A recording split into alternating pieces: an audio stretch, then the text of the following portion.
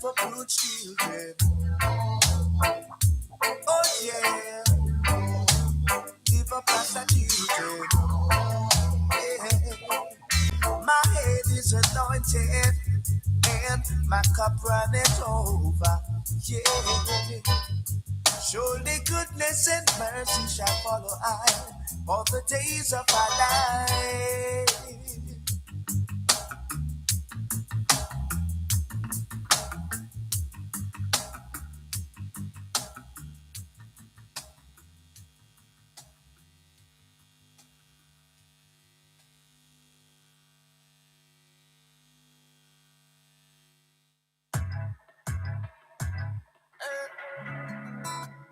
I've been praying for the break.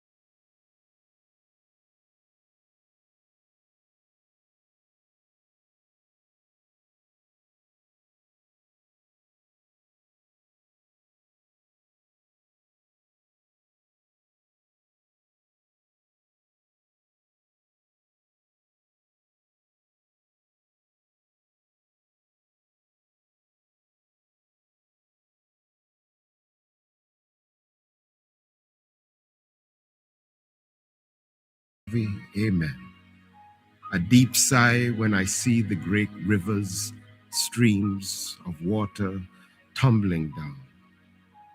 I know that these streams of water are the substance of chaos and the hope for thirsty seeds. They are the grace and the mercy. They are the amen of the people's prayers. They are the substance of what is hoped for. At the slippery banking, I spread my arms wide and say, Dear God, replenish this soil, replenish this broken ground, birth seeds with streams of good water to spread the substance of faith, the soils, amen. Over this broken island, we say, Amen. November 17th, 2025.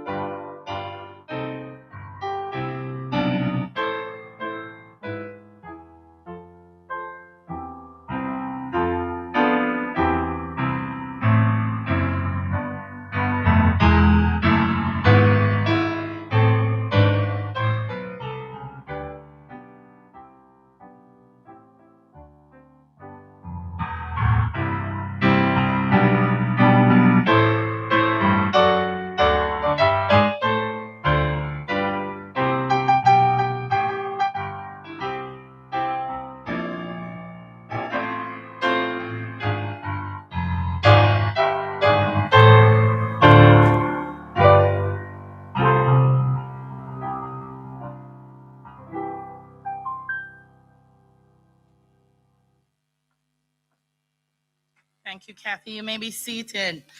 Can you put your hands together for our Poet Laureate, Professor Kwame Dawes? What an amazing piece of work, Replenishment.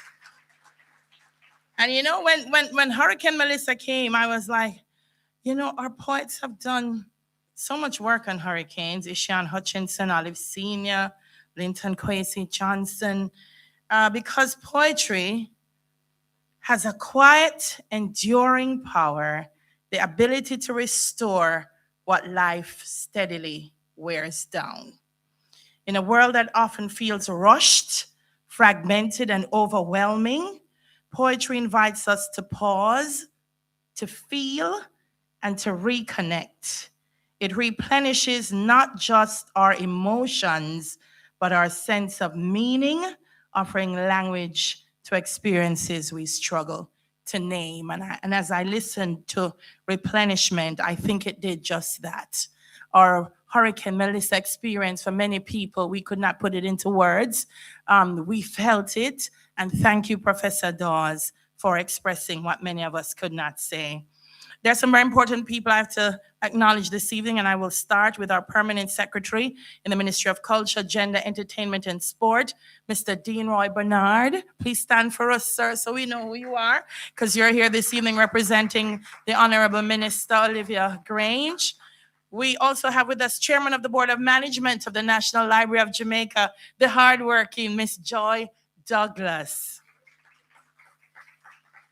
From Jamaica National Commission for UNESCO, we have our Secretary General, Mr. Everton Hannam. How are you, sir? Of course, our Poet Laureate of Jamaica, 2025 to 2028, Professor Kwame Dawes, CD. Our Poet Laureate of Jamaica, 2014 to 2017, Professor Emeritus Mervyn Morris. Our Poet Laureate of Jamaica 2021 to 2024, Miss Olive Sr., CD. And I just have to pause and say, did you hear the three names I just called a while ago for Jamaica's Poet Laureates? Like, how many countries in the world could say they have a Mervyn Morris, a Kwame Dawes, and a Olive Sr.? Put your hands together one more time. We're very bossy, and I love it. We also have with us Mrs. Sheila Baugh, wife of the late Professor Eddie Ball, former chairman of the Poet Laureate of Jamaica Committee. Our national librarian, Miss Beverly Lashley. How are you, ma'am? Good evening. Welcome, welcome.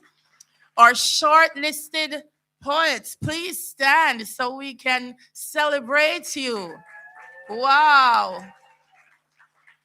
And I heard that this evening you had a good session with our, oh man, I think that's the most exciting part of this journey. You get to enter a competition and then you get to be in a room with Kwame Dawes and get to ask all the questions that you want. Congratulations to you this evening. Thank you. Thank you for participating. Our academic and literary representatives, I see many in the room, heads of agencies, members of the media, ladies and gentlemen. Can you tell that I'm excited to be here? Aren't you excited to be here? Every year when we celebrate Poetry Day with National Library of Jamaica, it's one of my favorite things to do. I should have been in Montego Bay today. Don't tell my boss that I didn't make it because I was coming here, but I had to be here because it's a special, special day.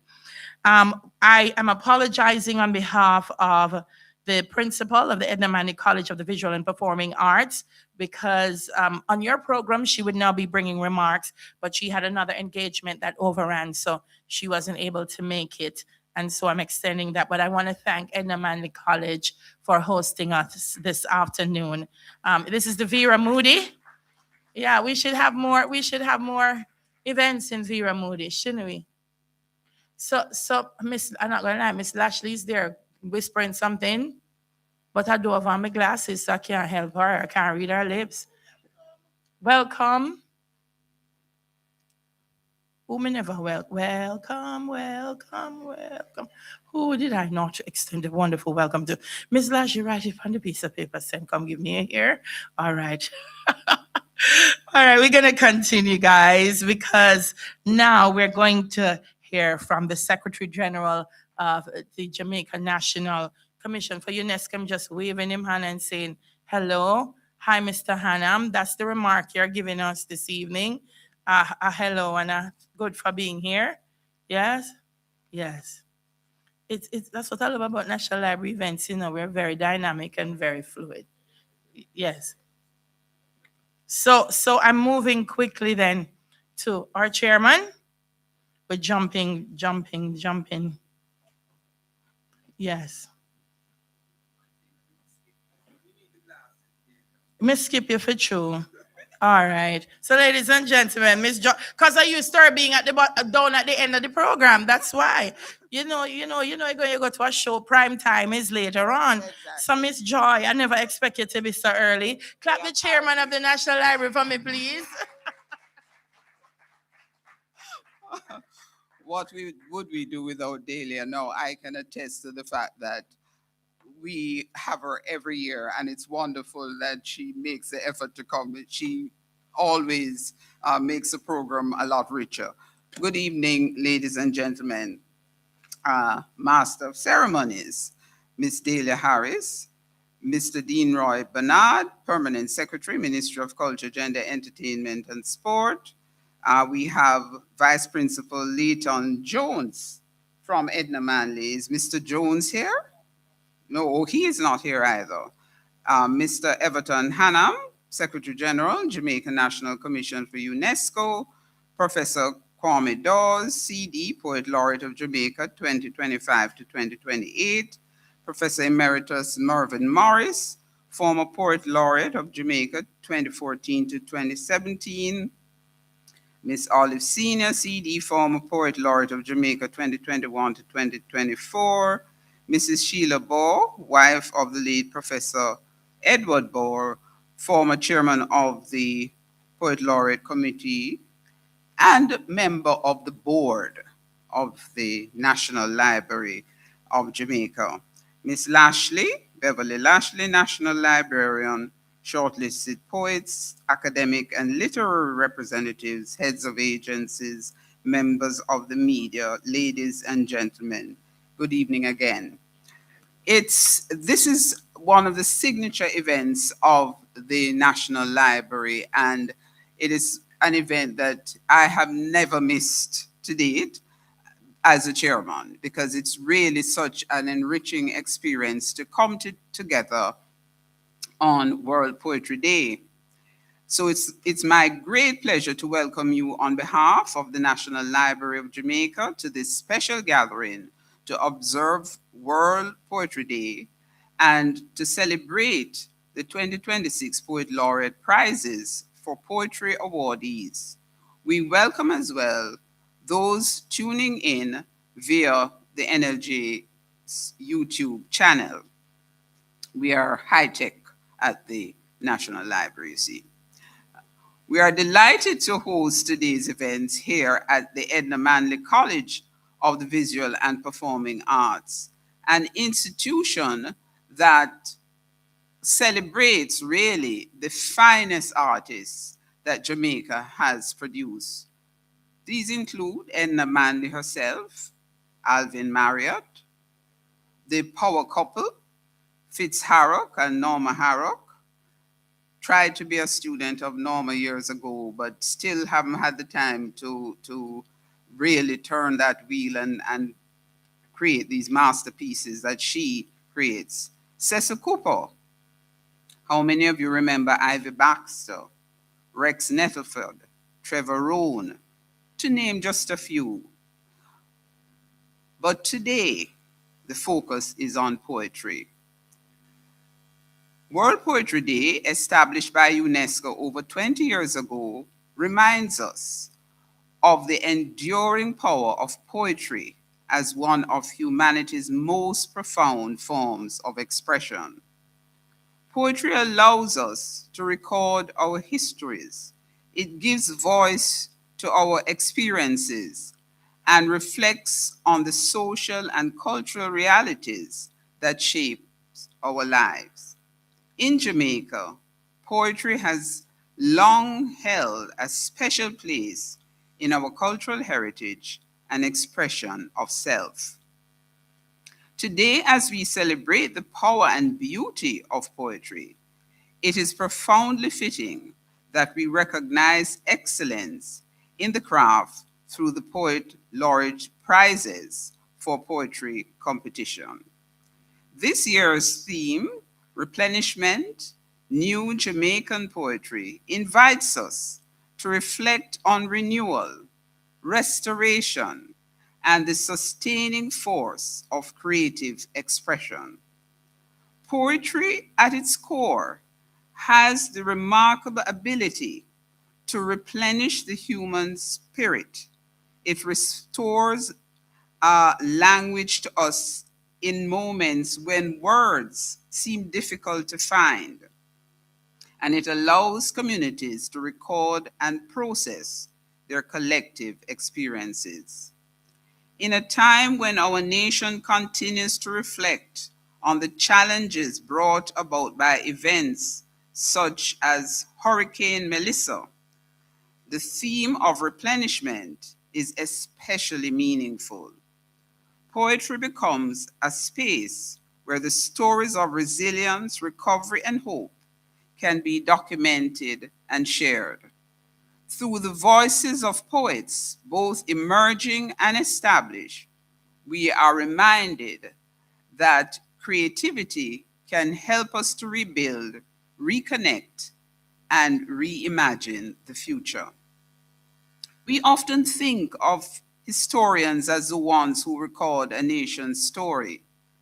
But as the present poet laureate, Professor Kwame Dawes, reminds us, historians chronicle events, the dates, the policies, and accounts of the happenings. Poets, however, chronicle the sentiment of the times. They tell us how it felt to be alive during those events. They capture the tremor in the voice, the weight of the silence, and the resilience of the spirit. The National Library of Jamaica is proud to have created a platform that contributes to ensuring that the emotional history of Jamaica is preserved alongside the official record. Equally important is the emphasis on new Jamaican poetry. Each generation of writers brings fresh perspectives, new language, and new ways of seeing the world around us. By encouraging and celebrating these voices, we ensure that Jamaica's poetry tradition remains vibrant, evolving, and responsive to the times in which we live. This year, our competition comes and carries a unique fingerprint. When we began planning this cycle, and I'm told I was not involved, the library could not have anticipated the vicious Melissa. I know that the name has been retired, Hurricane Melissa, which swept through Western. I would say it barreled through. It wouldn't have swept, it barreled through Western Jamaica in October of last year. And it did more than damage edifices. It shook our sense of security. It shook all of us, even those who were not in the West. We were shaken. For if those who recall, as Melissa meandered along the coast and couldn't decide where she was going to turn over Jamaica, that alone traumatized the entire nation because none of us knew exactly where she was going to turn.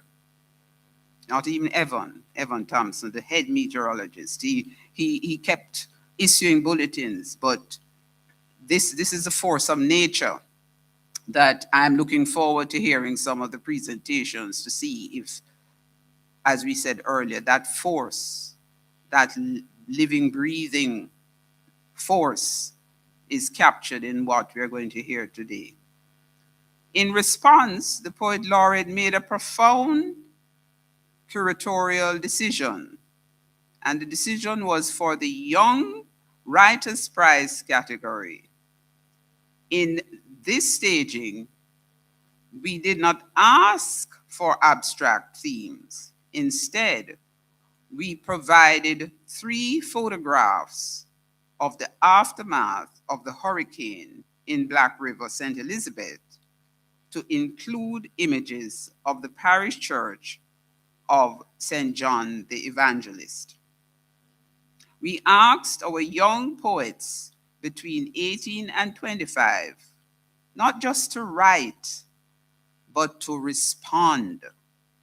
We asked them to find the beauty in the broken, to articulate the grief of a community, and to find the first green shoot of hope rising from the rubble. Of course, the art of chronicling sentiment is not limited to disaster. It happens in the quiet moments of everyday life. Through our county-based prizes named after our literary giants, Louise Bennett Coverley, Michael Cook, and Edward Baugh, we have cast a wide net across the island, allowing our poets aged 18 and above an opportunity to freely write about any subject or theme of their choosing. This year, the competition judging panel assessed over 700 poems. 700 poems. And I pause for you to do just that. And I think it will ensure that the poets who are with us today recognize that they're really the creme de la creme, because it was a fierce competition, 700 poems, which of course, as the chairman of the National Library, I'm very pleased, because this is a testament to the strong interest, the strong growing interest in the competition and a clear indication that the writing of poetry remains vibrant and relevant in Jamaica's literary landscape.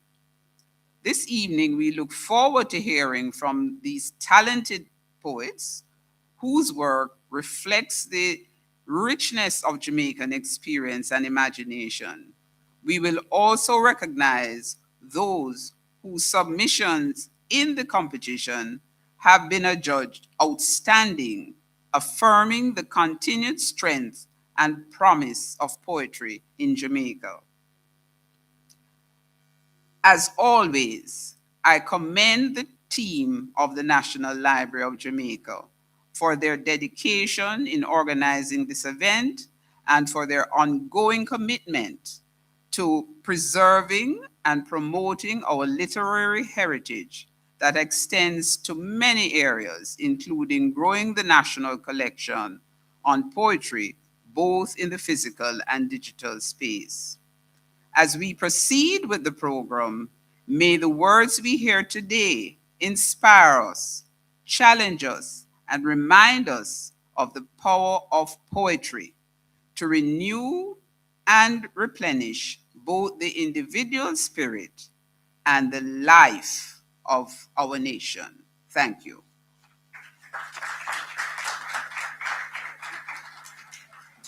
Thank you very much, Chairman. 700 poems. Wow. Can we get a round of applause for that? I think that underscores for us the importance of the Poet Laureate program as it nurtures, develops, and celebrates the talent that we have across Jamaica. And our chairman said something I think is extremely significant in that whilst we have the official records of Hurricane Melissa, it's the emotional history that must never be overlooked. And programs like these help us to preserve them, understand them, bring them to light. And we're very, very grateful for this. Can I get another round of applause for the National Library of Jamaica? Yes. Vibrant and responsive and relevant. That's absolutely who they are. And we are happy to be here this afternoon. So I'm back on track. So Mr. Hannam, who I gave a bly, he doesn't have it anymore. The Secretary General from the Jamaica National Commission for UNESCO will now join us to deliver his remarks. Mr. Hannam?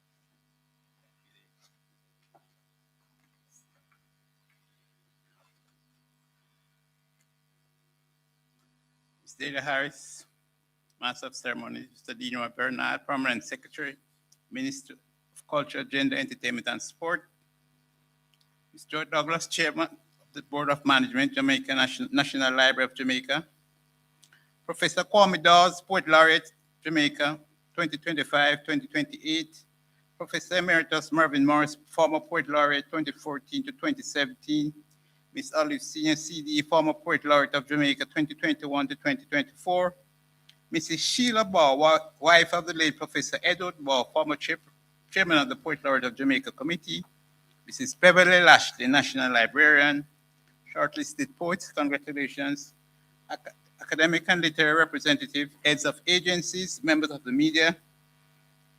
Ladies and gentlemen, a pleasant Saturday afternoon to you. And let me also welcome Principal Director in the Ministry of Culture, Gender, Entertainment and Sports, Ms. Joan Archibald. Welcome, thank you.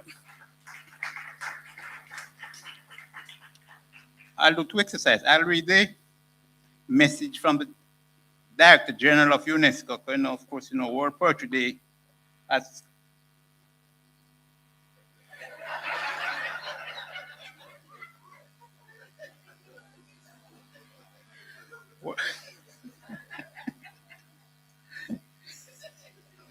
World Poetry Day has its origin in UNESCO. So the Director General on World Poetry Day, which is today, has provided us with a message. And it goes like this. Poetry has traveled with humanity across every continent and through every era in a few carefully chosen words. It captures the beauty, tensions, and emotions of life, transmitting values, bridging cultures, and giving voice to those who might otherwise go unheard. This is precisely why UNESCO has celebrated the World Poetry Day every year since 1999. This commitment runs deeper than a single day. Indeed, protecting means ensuring that voices, values, and sensibilities of past generations continue to speak to new ones. In 2025, UNESCO's Memory of the World program inscribed the writings of Asma Fansuri, a foundational figure of Malay literature. The works of Catherine Mansfield, New Zealand's most internationally recognized writer, and the archives of De La Parole, a pioneering French initiative dedicated to preserving languages in their spoken form. At the same time, UNESCO safeguards poetic traditions on the intangible cultural heritage lists such as Lebanese Al-Zahal, Mongolian Tuili, and the Mauritian epic of Samba Gileadi. Protecting poetry also means safeguarding linguistic diversity. Poetry keeps languages alive, not only on the page, but in voice, imagination, and collective memory. In this way, it plays a vital role in sustaining endangered languages, a mission central to the International Decade of International Indigenous Languages 2022 to 2032. Finally, protecting poetry also means protecting freedom of expression. At a time when conflict and crisis are multiplying, poets and writers are increasingly threatened, censored, or silenced. UNESCO's Ashipra program works to defend those who create and to preserve the cultural space where artistic voices can speak freely. World Poetry Day is therefore more than a celebration. It is an invitation for students, teachers, poets, and audiences everywhere to use poetry as a platform to express who we are, where we come from, and what we believe in. It is a pleasure to join you today as we celebrate World Poetry Day under this year's inspiring theme, Replenishment, New Jamaican Poetry, as advanced by the National Library of Jamaica. World Poetry Day was established in 1999, as I have said, with the aim of promoting the reading, writing, publishing, and teaching of poetry around the world while supporting linguistic diversity and giving renewed recognition to poetry as a vital cultural expression. Today, we are reminded that poetry is not merely an art form. It is a powerful expression of identity, memory, resistance, and renewal. It gives voice to our stories and preserves the richness of our language and cultural heritage. Jamaica has been particularly blessed with a strong poetic tradition, reflected in the distinguished service of our poet laureates.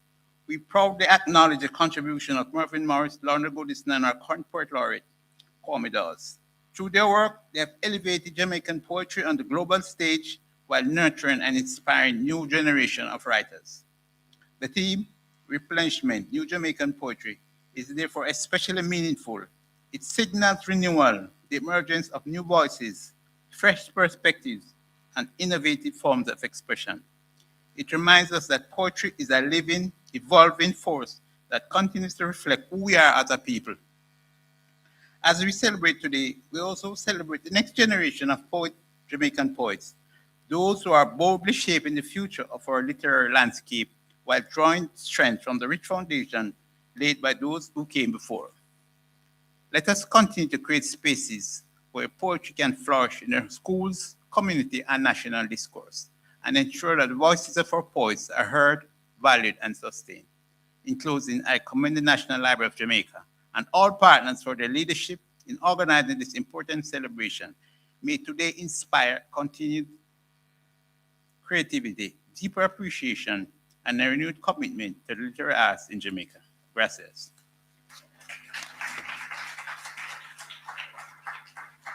Thank you very much, Mr. Hannum. Coming up next is one of Jamaica's distinguished figures in literature. She's a prize-winning author of over 15 books spanning poetry, fiction, nonfiction, and children's literature. She's the third poet laureate of post-independence Jamaica, serving from 2021 to 2024. And some of her works include my favorites, Gardening in the Tropics, Summer Lightning and Other Stories, Paradise Once, most recently, Tree Seen by 30, The Pain Tree, I could go on and on. Some of her many awards include the Norman Washington Manley Foundation Award for Excellence in 2003, a gold medal of the Institute of Jamaica in 2004, and an honorary Doctor of Literatures from the University of the West Indies, Mona, in 2017. Ladies and gentlemen, you're in for a treat. Please put your hands together for Miss Olive Senior, CD.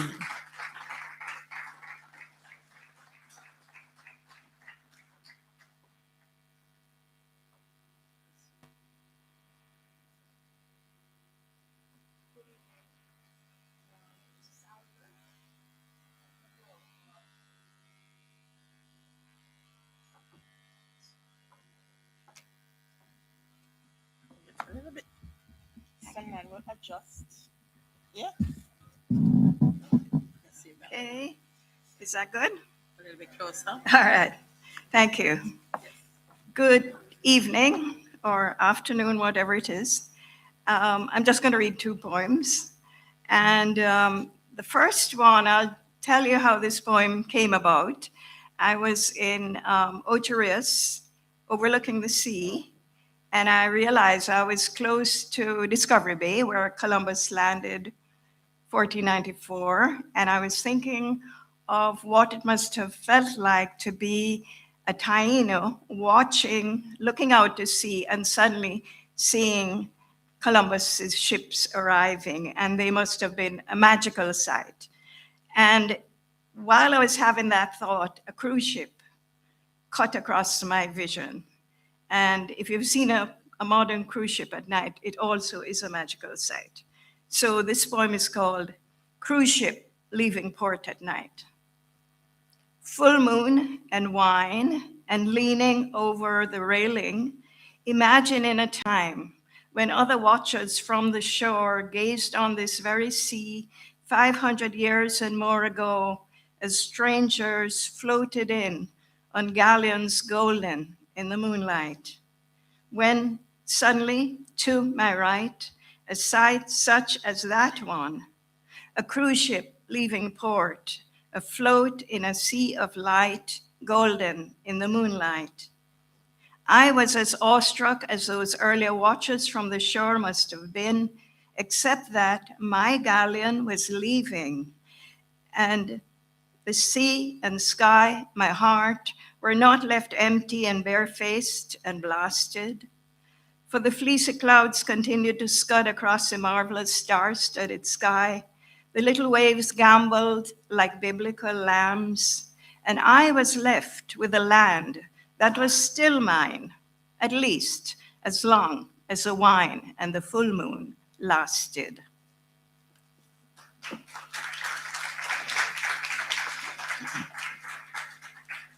And I've written a lot of hurricane poems, including some about Melissa, but they're not quite ready yet, so I'm not going to read that. I'm going to read Hurricane Story 1903, and sometimes when I read this poem, people think that I'm describing an event at which I was present, but anyway, Hurricane Story 1903. Time and time again, grandmother plucked bits of fowl coop from the penguin fence. Grandfather drained his fields, shored up their lives against improvidence. When the earth baked hard again, into the forest he walked to cut the thatch to patch his house. Corn drying in the husk he hung from the rafters, while afu yam and sweet potato ripened, safe from breeze blow, underground. When the wind rose in 03, he opened his tin trunk, took his good clothes out and packed the corn in. Granny topped it with cassava bammies and chocolate balls, with a nutmeg and cinnamon leaf tied with string. After the storm, Granny would extract milk from fallen coconuts, make coconut oil to fry the bammies, grate corn to make porridge, melt the chocolate in hot milk with cinnamon and nutmeg to give us courage. In those days, storm warning came by telegraph to postmistress. Living in the bush, grandfather couldn't see her rush to broadcast the news by posting a black flag. But he was a seventh son of a seventh son and could read signs and interpret wonders. So when the swallows flew below the roof line, when the sky took on a special peach glow, when flocks of birds sailed west over the hill, when clouds banked to the far side and the air was still, he knew it was time to batten down. Into the house, Granny brought her goat and fowls, though in the excitement, 2 birds fled. Grandfather knew just when to board the last window up and brace the door. Noah's Ark was never as crowded and wet. Thatch blew about and whipped our faces, water seeped in, but on Grandfather's bed we rode above it, everything holding together. For my grandfather had learned from his father and his father before him all the ways of orchestrating disaster. And my grandmother's schooled on Sankey's led us in singing. In our frail bark, in total darkness, we passed through the eye and out the other side till all was still. When grandfather opened the window, the sun was shining. Granny hitched up her skirt and petticoats to unseemly heights. We children had never seen so much skin. Stood waist deep in the water in her yard and searched the blue skies for a sign, as Noah's wife did. She found it when her missing sense of fowl and favorite leghorn rooster turned up safe but ruffled, having spent the night together in a hole in the cotton tree.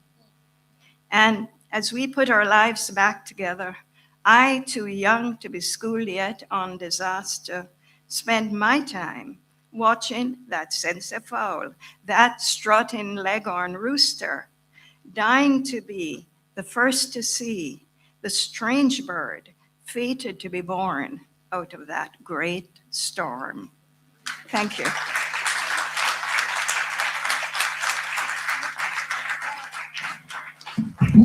Amazing, amazing. Listen, when Miss Douglas was talking about Evan and the Met Office, we have to remember that the Met Office is a pretty modern thing, and that in those times, that's how we knew the storms were coming. The animals would do it for us. And thank you, Olive Senior, for reminding us that they still do. We may not be listening, but they still do. Thank you. Give her another round of applause for me. So today is about celebrating poetry, and we can't do that without celebrating our poets. And one of our own, very distinguished, Neville Dawes, is commemorating his centenary this year, and we could not have anything like this and not recognize him. I'm going to tell you a little bit about Neville Dawes as Alwyn Scott makes his way on stage. He is a novelist, a poet, critic, director of the Institute of Jamaica, has given Jamaica many gifts, including our Poet Laureate of Jamaica, Professor Dawes, who's his son, by the way. Neville Dawes is one of Jamaica's critically acclaimed literary figures, whose work broke new ground, not just in the development and evolution of Jamaican writing, but Caribbean writing. And I'd like to extend that to work in Africa as well. Born to Jamaican parents in Nigeria, he grew up in Sturgetown, right here in rural Jamaica, studied at Jamaica College and then Oxford University. He taught at Calabar High School, couldn't leave us here in Jamaica, from 1946 to 1948. Later became a lecturer in English at the Kumasi Institute of Technology in Ghana. And then he served as a visiting professor in English at the University of Guyana between 1963 and 1964. He later joined the Institute of Jamaica, where he was appointed director in 1973. Alwyn Scott is going to help us to celebrate him this evening by reading one of his great works, Acceptance.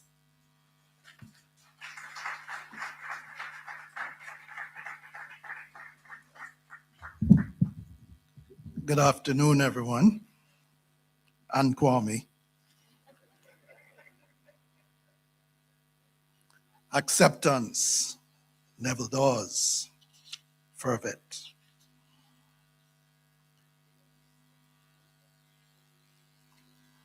I praise the glorious summers of pimento, sun purple, riper than the wet red clay smell of my youth, by corn light and river run. As dog and I, we screamed the small green hill, and the salt smooth wind from the leaping sea sang in the yellow sunflower. I praise the dumb, scared child I was, in coffee groves and the barbecues of graves, smelling of ghosts, old country flesh, laid by my father for his tribe, fictitious as angels. A small, alone boy, riding to the harvest hymns in the green of the day, as the shackle bell tongued on the churchy hilltop. I praise the legends we made, when the drunk hawks and worse were merry, waltzed up the day, hallowed the mountains of birds, and the nestling curve of the reeling river swam. Those eyes reading the first garden's blush and Adam's. When the weathers twisted the old thunder voice, I was King Arthur's irrelevant steed on the lightning page, castling all races, all men, the drunk hawks and worse, climbing together to the top of the colorless rain in the dappling sun. I praise all this, returning to a shower of mango blossoms, the creaking village, the old eyes, the graves, the sun's kiss, and lonely as ever, as the bare cedars I walk by the stream, where the boys still plash, dusking and falling in the star-apple sunset. And I find her there, ancient as the lost lands, bandanaed and gray, and calling. Then I read the monumental legend of her love and grasp her wrinkled hands.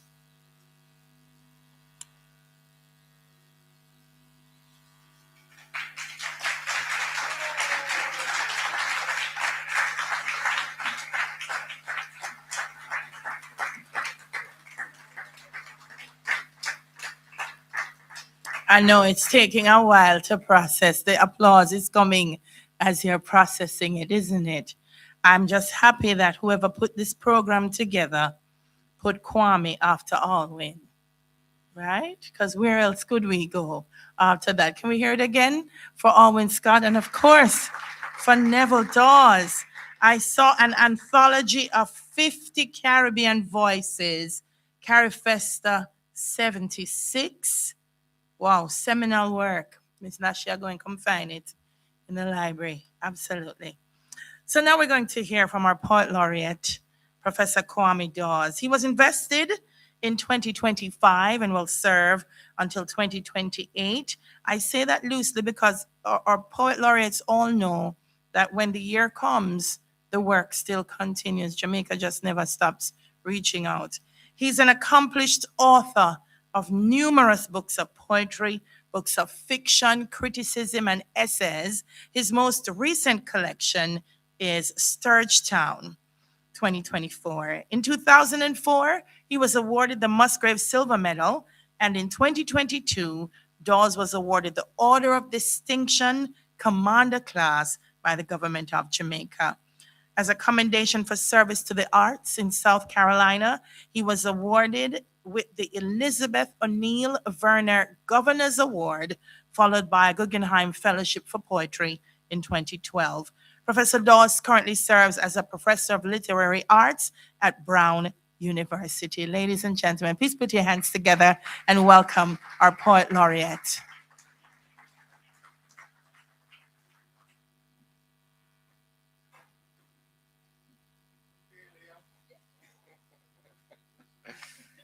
Good evening, good evening, good evening. Alwyn Cha.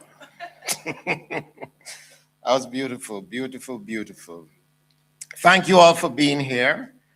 Let me do the thing that I'm supposed to do. So, Master of Ceremonies, Madam of Ceremonies, Mrs. of Ceremonies, Lady of Ceremonies, Delia Harris, Dean Roy Bernard, Permanent Secretary, Minister of Culture, Gender, Entertainment, and Sports, Mr. Everton Hanam, Secretary General, Jamaica National Commission for UNESCO, Ms. Joy Douglas, Moody, Chairman of the Board of Management, LAJ, Beverly Lashley, National Librarian of Jamaica, Mervyn Morris, Poet Laureate Emeritus, Olive Senior, Poet Laureate Emeritus, Sheila Baugh, thank you for coming out, Sheila, really appreciate it. And I want to just say, being here at Edna Manley, I'm thinking of Tommy Ricketts, and you know, is a man persists on the poetry and making it happen and making it happen and again and again. I want to just give thanks in memoriam to Tommy for his good work. I want to say just a few words, I won't be long. One of the exciting things about this contest is that you get a chance to read what people are thinking about and what people are writing about in Jamaica. So I've learned a number of things from this exercise. One is, and these are truths that are valuable. The first is Jamaicans still writing poetry. And I don't take that for granted, and I don't take that lightly. The second thing is, there are still people who believe that language and the use of language to articulate feeling, thought, and experience remains valid and necessary. And that was demonstrated in in the work that we saw. The other thing I noticed too through this process is a certain level of audacity, the audacity to say, you know what, I'm going on a competition to try win it. And for a poet, there has to be a smattering of audacity in the midst of all the insecurities that you might have. And there's certainly that level of audacity that has come through in the fact that these poets have entered. One of the things that we're committed to is to keep encouraging people to write poetry, because we believe that apart from its benefits to the individual, it has a benefit of reminding us as a society that there are sentiments and feelings of the moment that need to be articulated and that need to be expressed. Yesterday, I had a chance to be in Mandeville at the Cecil Charlton Library and the hall that is there, and at the library, and did a workshop, just talking and so on and so forth, and I read some poems and listened to these students from Mayday High School and from the Carteret discussing poetry in ways that I must say startled me for the clarity of their insight, for the articulation, for the listening capacity to hear everything and to be able to articulate something interesting. And this certainly gave me a sense of hope and about the value that some teachers are managing to bring to students and to encourage students and so on. I want to say just a couple of last things about this year's contest. Obviously, we expected there to be a lot of poems about Melissa.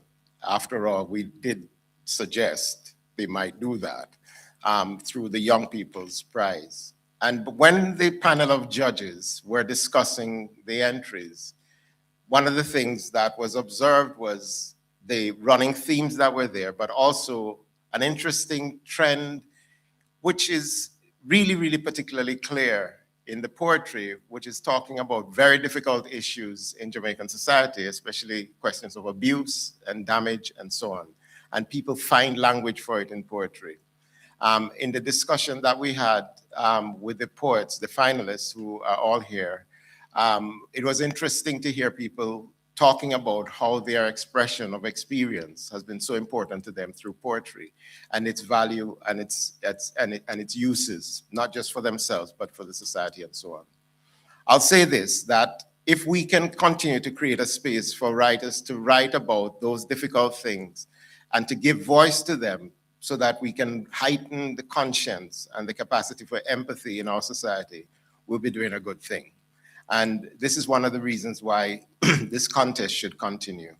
And one of our hopes is that we will keep in touch with all the people who entered the contest, all the people who sent work for the competition.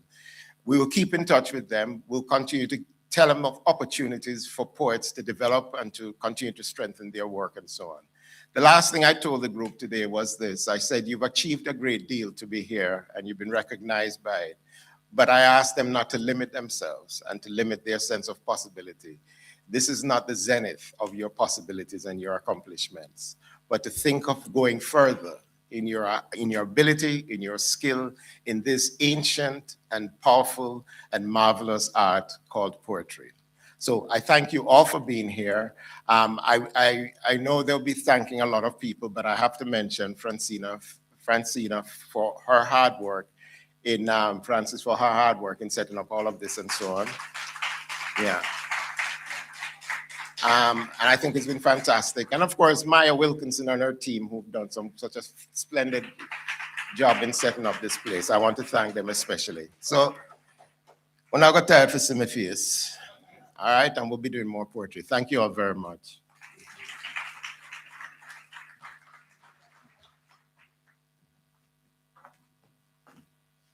We can do better than that. Put your hands together one more time for Professor Dawes.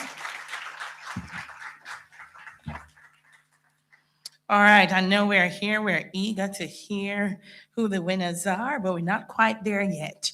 Right now, we're going to hear from another talented poet, and she is the 2023 University of Iowa International Writing Program Fellow. Ladies and gentlemen, to perform All the World in 1 Yard, put your hands together for Miss Yashika Graham.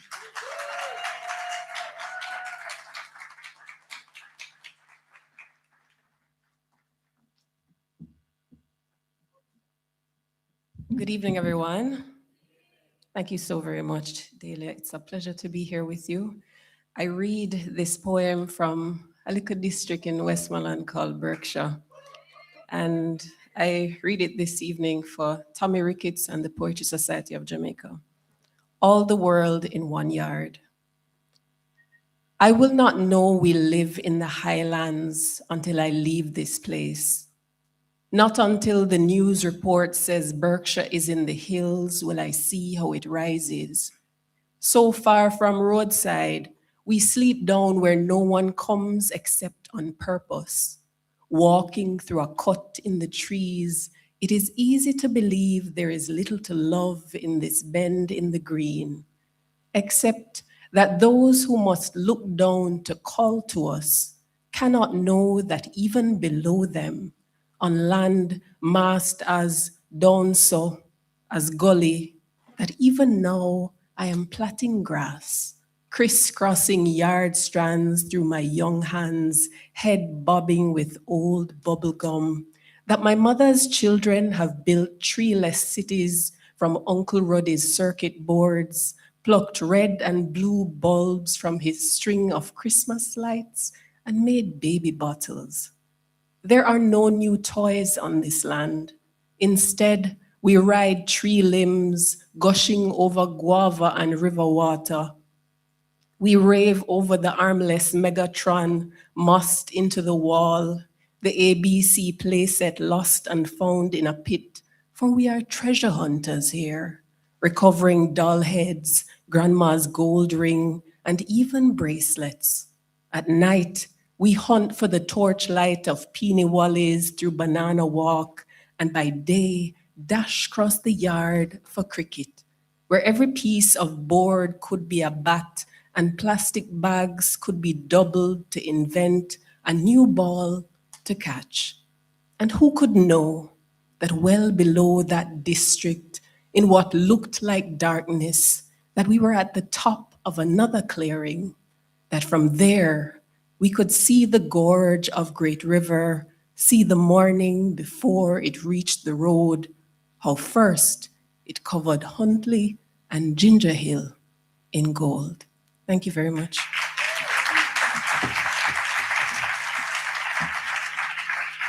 Thank you very much, Yashika. All right, and now it's time for the Poet Laureate prizes for poetry. I have a whole list, and I'm going to go through them.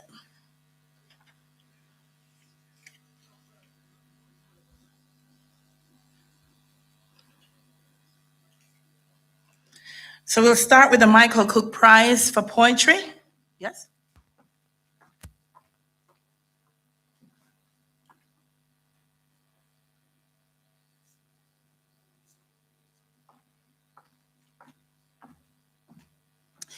And it's in honor of Professor Michael G. Cook, a Jamaican who in 1962 became the first Black person to hold tenure as a professor of English at Yale University and was a notable scholar across international literary traditions.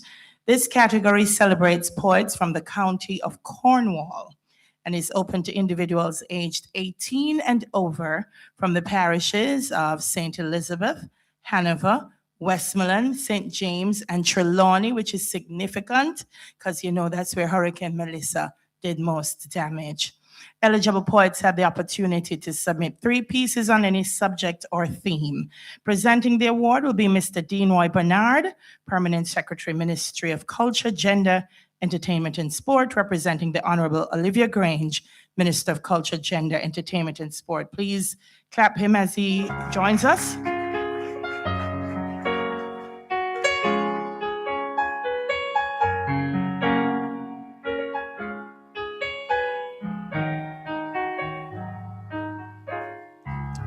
So the shortlisted poets, and I want you to stand for me when I call your names. Cheryl Small from St. James. Jamaica Johnson, St. James. Shanika Stewart, Trelawney. Gabrielle Campbell, St. James. And Ramiki Pike, Westmoreland. Ramiki brought her entourage, you know. So I will announce in 3rd place, Cheryl Small with 16, recipient of a certificate and a cash award of $150 US. Yeah, Cheryl Small collecting on me.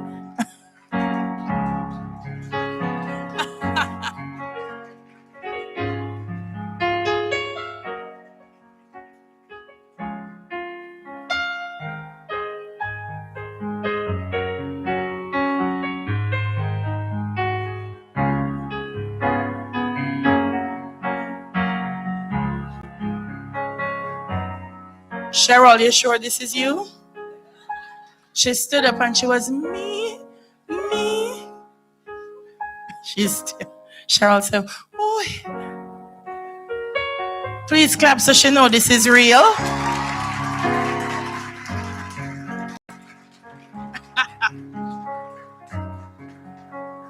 Congrats, Cheryl. Not with us this afternoon, but I have to announce our 2nd place winner is Shanika Stewart with So Much More, also from Trelawney. And Shanika has won a certificate and a cash award of $250 US. Our winner of the 2026 Michael Cook Prize for Poetry from the parish of St. James. I'm laughing. This poem is titled An Ode to Puke. Gabrielle Campbell wins for herself a trophy and a cash award of $600 US. Ladies and gentlemen, our Michael Cook winner.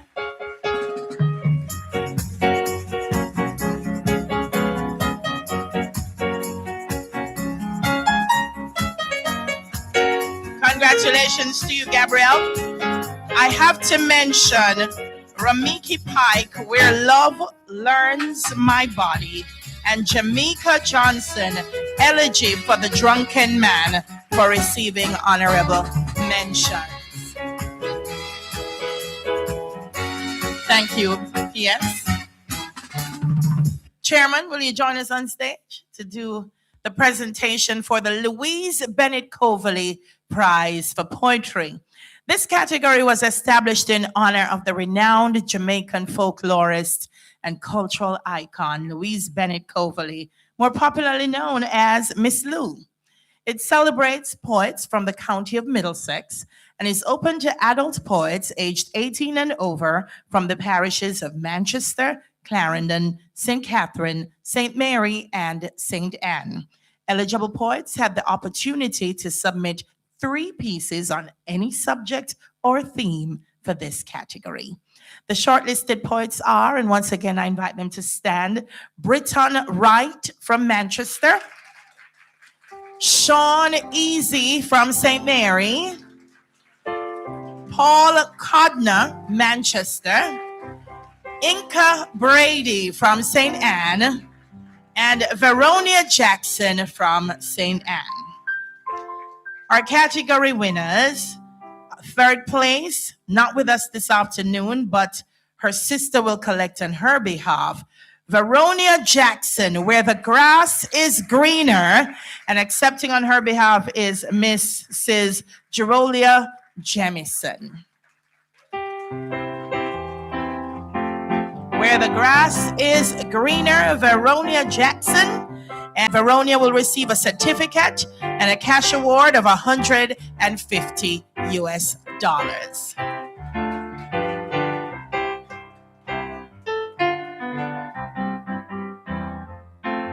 Our 2nd place winner, also not with us this afternoon, but Mr. Marlon Thompson will receive on her behalf Britton Wright for bird shooting. And Britton receives a certificate and a cash award of $250 US. Our 2nd place category winner, ladies and gentlemen, bird shooting, Britton Wright. Marlon, I'm going to tell Britton you throw away the envelope. And now our 1st place winner with a piece titled Stone Mash Glass Eventually. That Sean Easy. By the way, that wasn't Sean screaming. Sean Easy is our 1st place winner. And Sean takes home a trophy and a cash award of $600 US. And the pride of being the Louise Bennett Coverley category winner. Congratulations to you, Sean. Honorable mentions: Inca Brady, Population Decline, and Paul Codner, Inherit the Dream.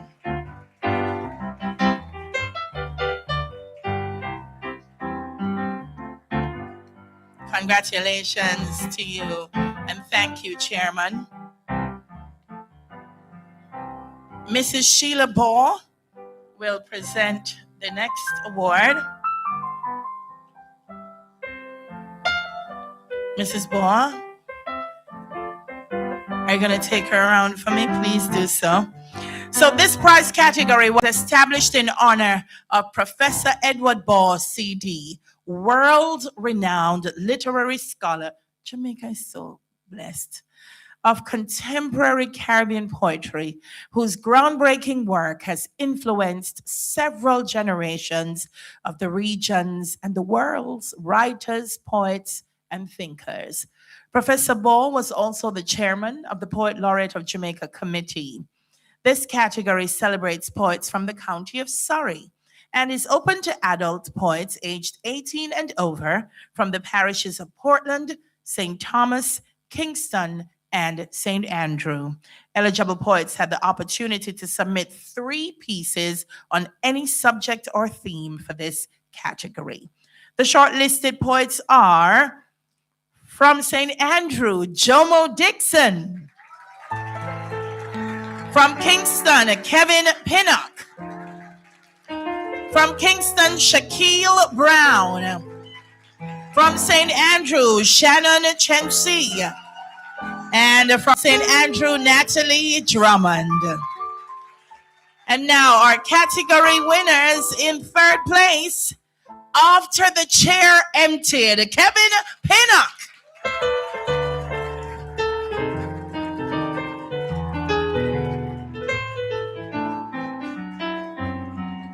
Kevin wins for himself a certificate and a cash award of $150 US. Our 3rd place category winner, Kevin Pinnock, after the chair emptied.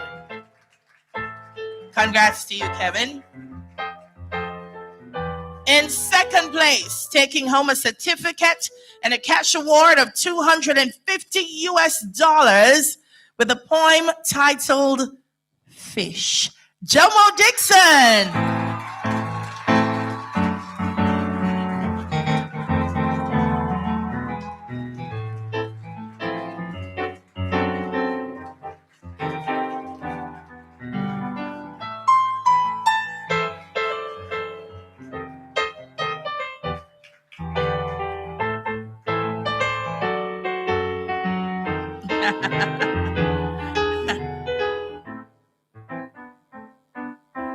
Wonderful. Congratulations to you, Jomo. And our winner of the 2026 Edward Ball Prize for Poetry comes to us from the parish of Kingston. How to Fold a Paper Boat, Shaquille Brown.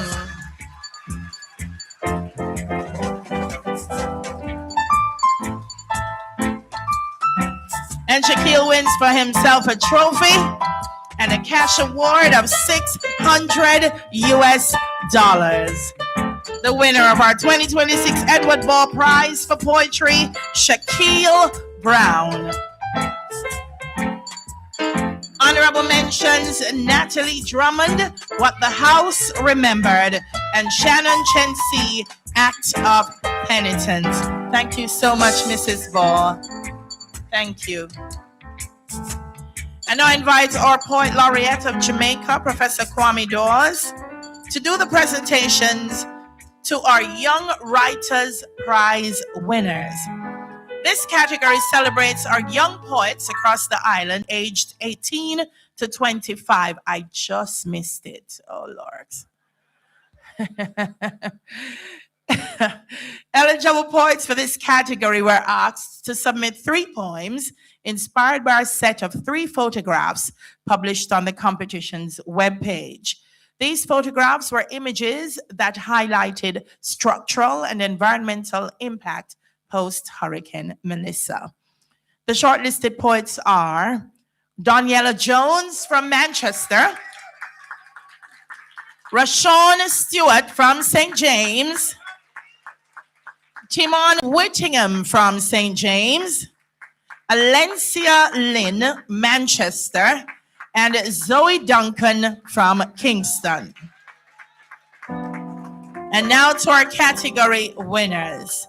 Not with us this afternoon, but our 3rd place winner from the parish of St. James with a poem titled Big Woman, Timon Whittingham. And Timon takes a certificate and a cash award of $150 US. In 2nd place, from the parish of St. James, with a poem titled After the Roaring, Rashawn Stewart.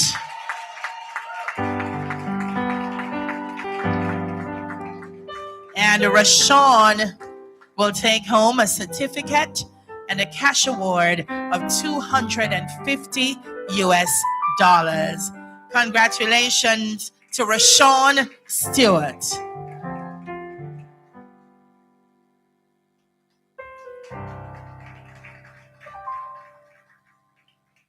And now to our first place winner of the 2026 Young Writers Prize for Poetry, with a piece titled After the Storm, Black River, Zoe Duncan.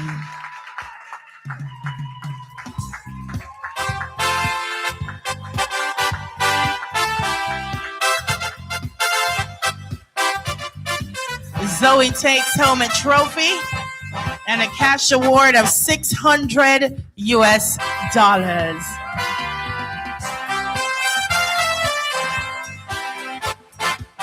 Our honorable mentions this evening: Alencia Lynn, Perfect Pandemonium, and Daniela Jones, The Day After. Congratulations to you all.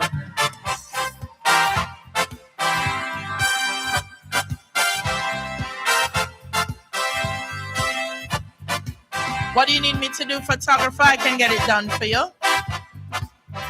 You want?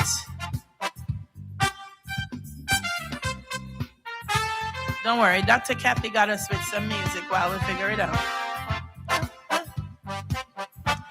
I mean, you can't see from my vantage point, but one of the most amazing things is every time we announce a winner, to see their faces, they're so shocked that they actually won something, because I think they just entered this because they wanted to express themselves, and winning was not top of mind.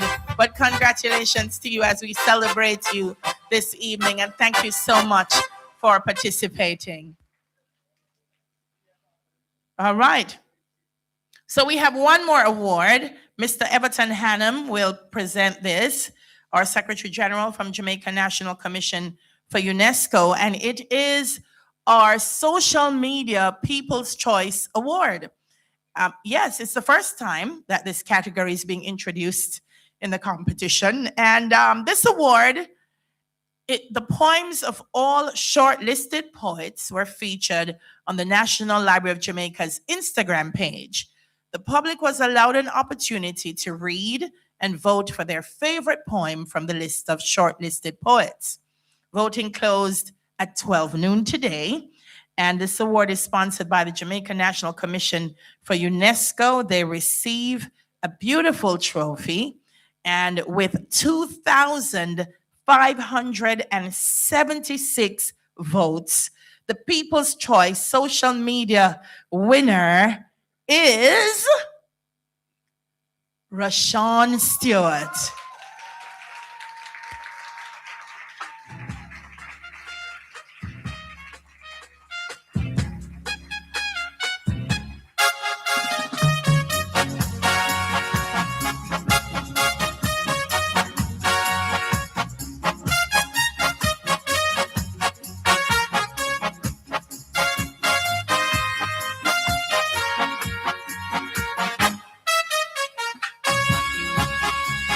Congratulations. Can we have another round of applause?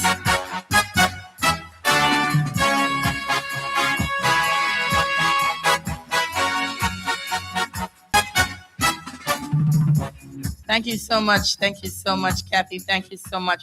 Now, what I have on my program is something beautiful. It says the winning word.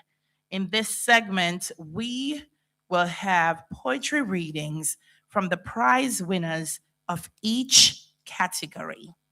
So we're going to start with our Michael Cook Prize for Poetry winner, Gabrielle Campbell.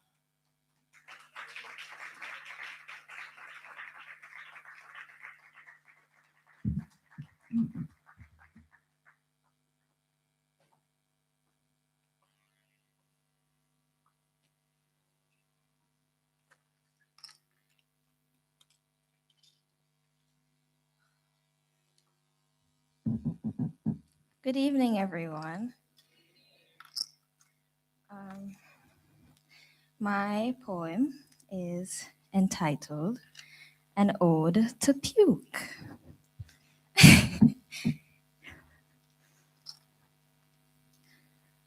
on the bathroom floor, in the washroom sink, in the living room, somewhere behind school, wherever it happened. This one's for every reason I've had to throw up. 1, for the times I was simply sick.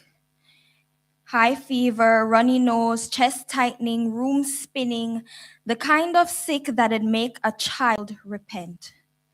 2, for the nights when dinner was whatever made depression digestible, when anorexia was better than being alive, as if purging could clear out the panic, the shaking, the noise, the thoughts too loud to chew, like maybe if I purged hard enough, I could throw up my anxiety too. 3, 4, the days when grief sat heavy in my gut, when loss became a meal I couldn't digest, days when loneliness swallowed me whole, when healing felt more like motion sickness and I kept running to the bathroom, trying to regurgitate the memories, the laughter that curdled in my chest. 4, for the days I could feel their hands around my throat, under my shirt, up my skirt, days I forgot my body was my own, days I wish I could cut myself out of my skin, burn the memory from my mind, but I can't. So I wear the scars like translations for pain that never learned to speak. 5, for the days I was just being a girl, days my womb turned tomb for all my happy thoughts. Days when pain was the only thing keeping me conscious, as in, I've downed so many pills you'd think I'd at least be able to take a nap, but instead I'm bent over the washroom sink while my stomach turns itself inside out. I don't remember any of the painkillers having depression and self-destructive thoughts as side effects. 6, for the days I mistook survival for living, when breathing felt like an obligation and staying wasn't the same as wanting to. 6, for the days I felt nothing at all. 6, for the days of empty and numb, when silence was safer than screaming, when the world kept spinning and I just watched. 6, for the days I felt everything all at once, when I was more slave than master to my own mind. Days I prayed to the only one who understood, because on those days I had given up on making sense of my own thoughts. 7, for the days my insecurities scream louder than the ringing in my ear. Days I feel more victim than survivor, when the metallic tide of trauma lingers in the back of my throat. The mirror doesn't look kind, but it looks back, and somehow this body is still learning how to keep something down. Thank you.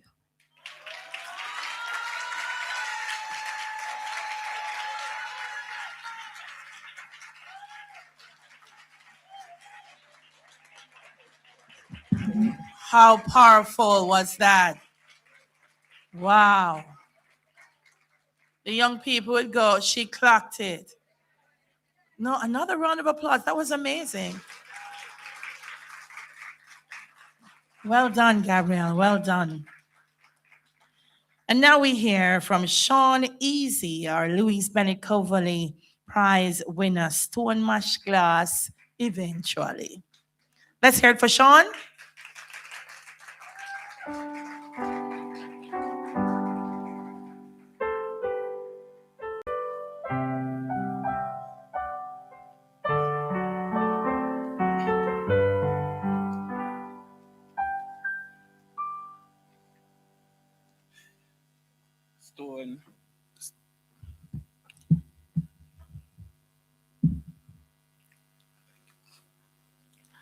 Stone mash glass eventually. I perch on my low stool from first light. Concrete cool like back a church bench. Inside my head, English line up neat. Years of radio news. Years of silence trained itself. I tell myself the city must change. I tell myself a stone knows how to wait. Around me, the new Jamaica stretch upward. Glass jaw clench against hard blue sky. Tower them blink where yard once breathe. Shine like them forget who mix matter first. Money move, slick like hype and rain. Progress, forever forward, never looking back. But my mouth not talk like my thoughts. Buy one, get one. Food I fi eat, I shout. Collar low still cool from night dew. Stone hand plant this. Them passing starch press uniform. Crease sharp like them future already decide. White shirt hole, no sweat yet. Shoe sole, innocent of mud. Them phone shine more than them eye. It glow like second sun. Warm them face and blind them to shadow. One girl pause. She could have been my granddaughter if time did show mercy. Perfect prefect badge swing pan her chest, silent authority flashing. She sidestepped my basket gently, as if frame might scratch ambition. My basket tired, the handle wear thin like old proverb. Straw remember weight, yam belly, green banana, and grief. Mango bruise from fall and hunger. This basket hold me decades. In my head, I think, stone always under glass. In my mouth, I say, what good baby? Because anger chip the spirit wrong and my strength works slower. Me remember Kingston when woman voice run market. Same way men run politics. Me remember fighting price with laugh, raising picnic with kind money, courage and faith hard like gravel.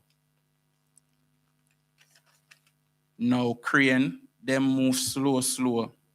Metal giraffe nibble skyline. City speak fluent future. Pronounce my name wrong. Sun lean down heavy. Branding iron, testing stone. Me still the here though. My back curve. But stone endure. It no break. My voice crack. But it carry weight. Every starch shirt pass through my shadow. Every glass dream rest on my ground. Stone a rush glass. Stone remember time. And time always on my side.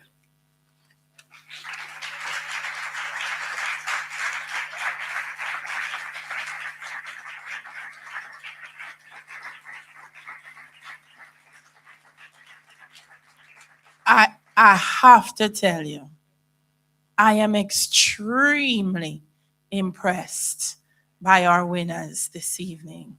Can we put another round of applause? Wow. Sean, that was amazing. Well done, and congratulations to you. Wow. And now our winner of the 2026 Edward Ball Prize for Poetry, How to Fold a Paper Boat. Please put your hands together for Shaquille Brown.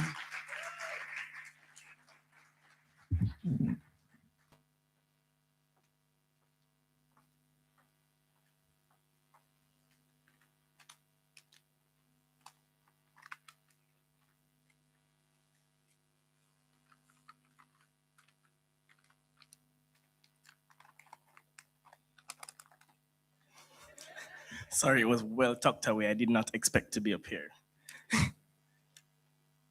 How to fold a paper boat. Begin with a page torn from a record, an absentee report, a court summons, a final notice. Smooth its creases of neglect with the heel of your hand, a futile pressing of history's weight. Make the first fold sharp, a dividing line between what is promised and what is. This is how you learn to split your own life into manageable halves. Now bring the corners to meet, not in prayer, but in the mimicry of a roof you don't live under. Create a point not for piercing, but for shrinking your profile. You see the triangle form? It's the geometry of a mouth learning to go silent in a room. The shape of a boy being streamlined for a narrower passage. This is the architecture of adapting. Tuck the loose flaps, hide the raw edges, make the chaos tidy, containable, a secret held fast against the skin. This is a lesson in sealing yourself. The hollow belly you create is not for treasures, but for the stones of the riverbed you will learn to navigate. Cold cargo for a journey with no destination, only some momentum. Do not mistake its buoyancy for freedom. This is the physics of the discarded, a thing made to be set adrift. Launch it in the choked gutter behind the schoolyard, where the chalk dust mixes with the broken glass. Watch it become a tiny defiant sail on a current of runoff and sweet drink bottles. This is the only fleet you will ever command. It is a sea of paved over. It is the sea of the forgotten, the watershed of fractured intentions. And when it finally softens, it wilts and becomes a gray pulp sinking into the grate. Understand that this too is a graduation. The lesson was never in the sailing, but in the absorption, how the vessel pressed by the fiber of a broken system learns to dissolve without a sound, adding its brief white protest to the dark sediment of the drain.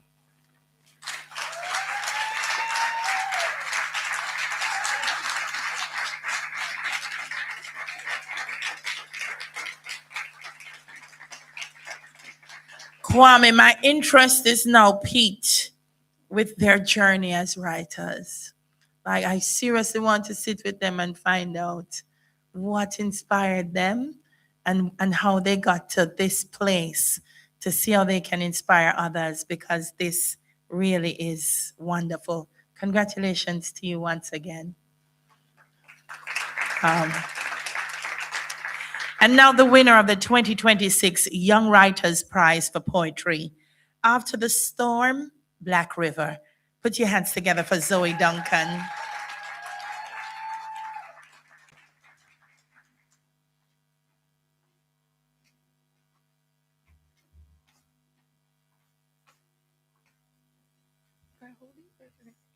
After the storm, Black River.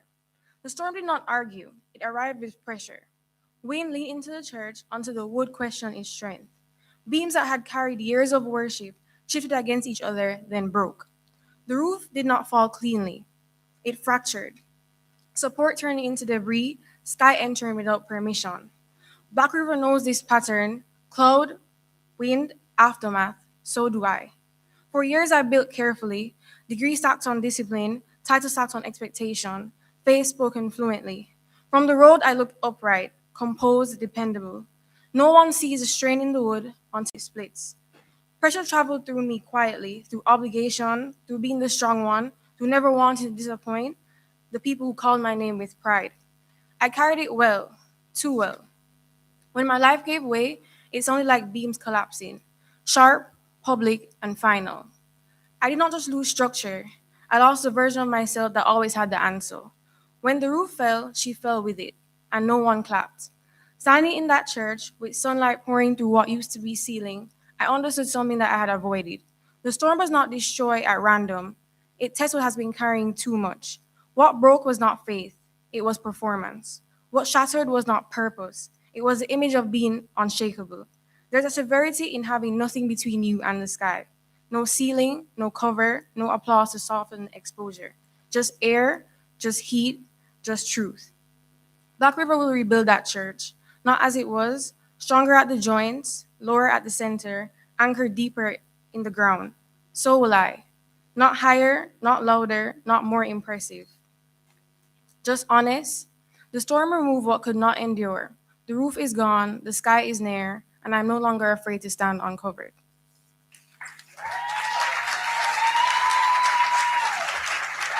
That's our young writer, ladies and gentlemen. Thank you very much, Zoe. So we have one more winner, People's Choice Social Media winner, and that is Rashawn Stewart, After the Roaring.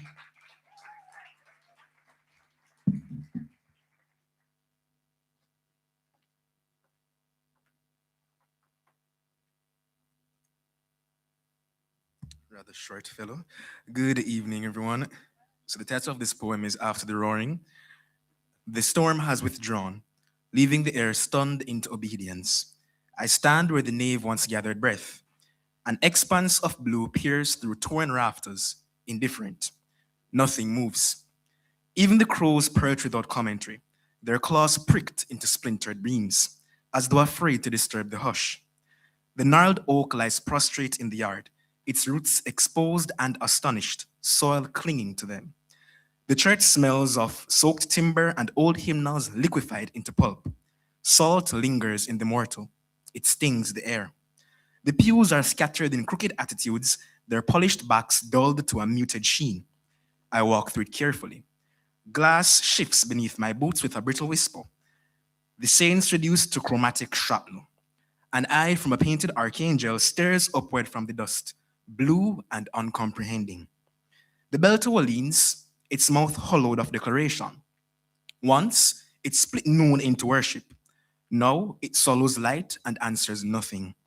There is no wind, only a faint residual breath moving through the ribs of the structure, as if the building itself is uncertain whether to exhale. The river beyond the yard slides by in subdued procession, fat and quiet. Its banks are beaten raw. Zinc roofs lie folded along the street, their seams split open. But here, inside these wounded walls, the silence thickens into substance. It presses against my eardrums until I hear the faintest tremor, water dripping from a beam into a shallow, patient pool. Each drop counts time.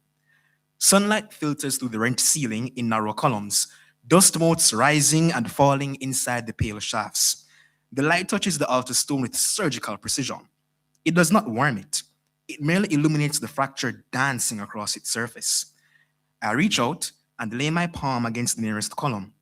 The brick is cool, its surface roughened by salt. The wall holds, though stripped of dignity. It stands as if shocked by its own survival. The graveyard beyond the threshold is mottled with leaves and torn branches. Names carved into limestone wear a thin film of silt. Letters softened into near anonymity. Even the dead seem hushed. No hymn lingers in the rafters. No echo of prayer clings to the air. The organ pipes gape, hollow and open. I listen harder. There is something vast in this quiet, an expanse that follows catastrophe. The stunned interval after impact when the world itself seems to stand differently. The sky brightens by imperceptible degrees. Cloud fragments drift. A single beam of sun touches a shard of stained glass and ignites it briefly into a fierce, defiant glimmer. Color persists. It flickers against the ruin, blue against gray, crimson against dust. I do not speak. My voice would bruise the stillness. Instead, I let the silence settle into my lungs. The steeple, bowed but upright, casts a crooked shadow across the debris-strewn yard. It is no longer a spear aimed heavenward. It is a question mark, curved, and uncertain. Beyond it, Black River glints as though nothing monumental has happened. The horizon remains intact. The sea breathes in its distant cradle. Inside these fractured walls, time itself feels altered. It lingers, ankle deep in wreckage. Another drop falls, another small concussion of water. In this quiet, I can almost hear the memory of choirs rising, their notes threading through the rafters that no longer exist. The absence hums where song once lived. And as I stand amid splinter and stone, the sky widening where the roof once held, another drop falls. The sound travels through the hollowed nave and does not return. The steeple's shadow lengthens. Nothing answers. The river keeps moving. Above me, the open rafters admit the light without asking what was lost. Thank you. Ladies and gentlemen, a collective round of applause for all our winners this evening, deservingly so. Congratulations to them. And now it's time for our keynote address. And I'm going to tell you a little bit about P.S. Bernard. He's a qualified attorney at law with 10 years of experience at the bar in Jamaica and the Caribbean, and with experience in property conveyance, family law, succession, commercial, and civil litigation. He was also the head lecturer at the Justice Training Institute between 2004 and 2016. He's a former deputy director for the Regional Intelligence Fusion Center for CARICOM, with responsibility for several areas, including border security, analysis. So you wonder, how is he now? At entertainment, culture, and special projects in the Ministry of Culture, Gender, Entertainment, and Sport. He's here and he's doing a great job. Please welcome the Permanent Secretary, Mr. Dean Roy Bernard, who will be delivering an address on behalf of Minister Grange. Welcome, P.S. Bernard.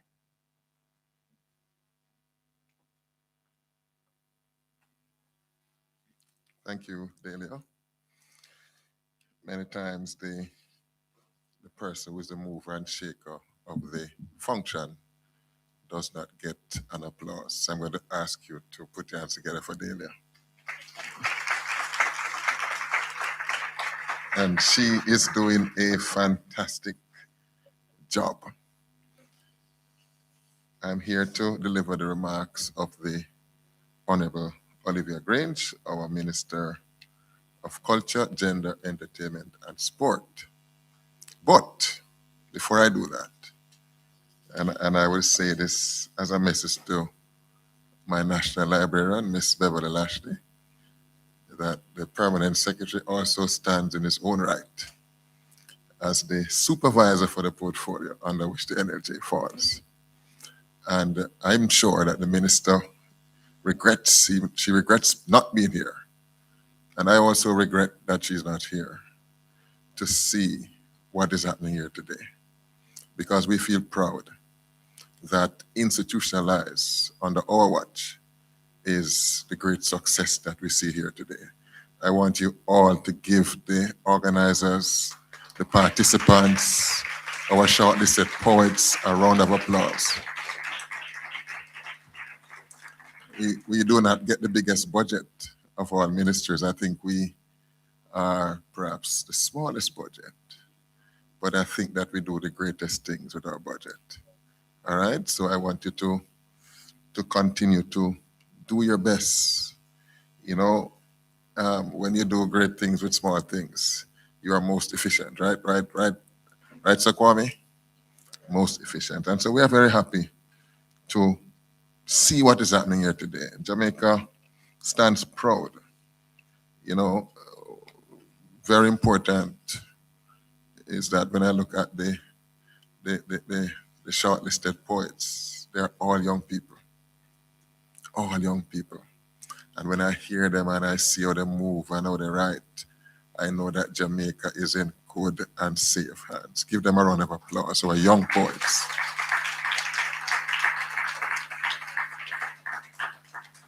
So the minister sends her regrets. Of course, she's on Hurricane Melissa Resilience and Recovery Mission, raising funds for our less fortunate as a part of the Build Back and the Resilience program of government. And so she's not able to be here. And I am all too happy to stand beside her shoes because I can't fit in them. I just stand beside them. and to salute you, to salute our chairman, Miss Joy Douglas, National Library of Jamaica. And from I've been in the ministry and before me, she has been the chairman. And even sometimes when she says she don't want to be the chairman, we say you have to be the chairman. Give her a round of applause for me, please. I want to also, in a special way, recognize my principal director. She's my principal director, Miss Joanne Archibald. And I say mine because she gives the best advice. We do not always agree, but she is right on the money as an expert in culture. And she is responsible for development of culture policy. So the architect of the culture policy that is before the parliament now, as joint select committee, the leader of the group is Miss Archibald. So whatever we get, if it's not good, it's her. And if it is good, we're gonna give her the regards, right? Thank you, Joanne, for the hard work that you do. And Mr. Hannam, of course, you know, I saw Mr. Hannam beside the social media winner, and I realized that they have on the same pair of shoes. And interestingly, he was giving the prize. And my mind tells me that everything is transparent, though, even though you have on the same shoes. All right? Miss Lashley, continue to do well. Sometimes I beat up on you, and you say, P.S., you beat up on me, but I want energy to continue to do well. And you see everybody here depending on you to do a good job. All right? And so when I come a little hard, yes, Miss Powell, you are there right by her side like a good Aaron, holding up her hand. So give Miss Lashley and Miss Powell a round of applause for the work that they do in the National Library. Mr. Bowman, I see you behind. You can't see me, but I can see you. All right? He's in shades. So that's why I say that. And to our Port Laureates, you know, Kwame, you followed a good path. I didn't even know that. So I am learning today that Neville was before Kwame, and Kwame followed after Neville. And it's good to see Professor Mervyn. It's good to see Olive Senior, Professor Boaz Widow. Good to see you, and good to see all the distinguished persons in the audience today. And Jamaica is in a good place. Jamaica is in a safe place. So I greet you all and thank you for coming, as today we celebrate World Poetry Day. Our theme speaks deeply to our present reality. The theme is replenishment.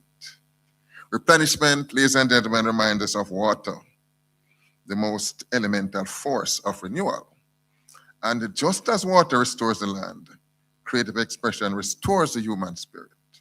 Poetry becomes a wellspring through which communities process pain, honor, survival, and imagine a future beyond devastation. In recent times, our nation has once again been reminded of the delicate balance between destruction and renewal. The aftermath of Hurricane Melissa has tested communities across the island, especially those in the West. And you hear people talking about Black River. Yet as Jamaicans have done time and time again, we respond not with surrender, but with resilience. Like rivers turn into their course, our people rise again. It is within the spirit of renewal and restoration that the Ministry of Culture, Gender, Entertainment and Sport continues its commitment to nurturing Jamaicans' vibrant literary and artistic landscape. We remain steadfast in ensuring that our nation's poetic voices, emerging and established alike, have the platforms and support necessary to flourish. The National Library of Jamaica, through the Poet Laureate of Jamaica program, continues to safeguard and promote Jamaica's literary heritage. Under the leadership of Professor Kwame Dawes, Jamaica continues to preserve the words, rhythms, and stories that define our cultural identity. Initiatives by the Poet Laureate of Jamaica program include the Jamaica Poetry Archive, which preserves recordings and texts of Jamaican poets. the Index to Jamaican Poetry, which allows researchers and readers to locate poems across publications, and the Energy's growing poetry collections that safeguard the works of Jamaican poets for future generations. This commitment to celebrating and sustaining poetry is also echoed in the National Library of Jamaica's Poetry Prize, for which we are gathered here this evening, and which, since its establishment in 2017, has provided an important platform for recognizing excellence in Jamaican poetry. Literary prizes such as these play a pivotal role in strengthening the creative ecosystem, encouraging emerging voices, honoring the discipline of craft, and ensuring that poetry continues to thrive as a vibrant expression of who we are as a people. Well done to all the shortlisted poets. And I want all of them to stand at this point. Just stand again. And let us give them a round of applause. Thank you so much. You may be seated. Your work reflects the depth and diversity of Jamaican poetry. And congratulations to the winners. You're all winners. You know, whichever category you came in for, you did well, and we continue to big you up and to elevate our nation's literary landscape. Today we celebrate, but we also reflect.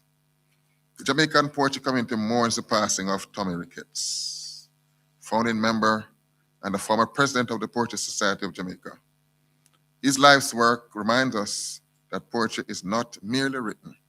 It is lived, shared, and passed forward to future generations. Though the voice may fall silent, the poet's words continue to ripple through time, touching lives long after they are spoken.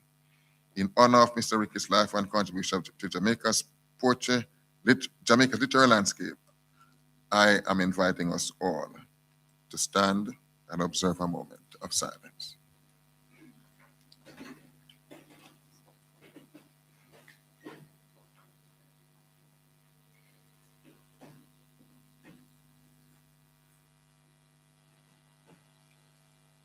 Thank you very much. You may be seated.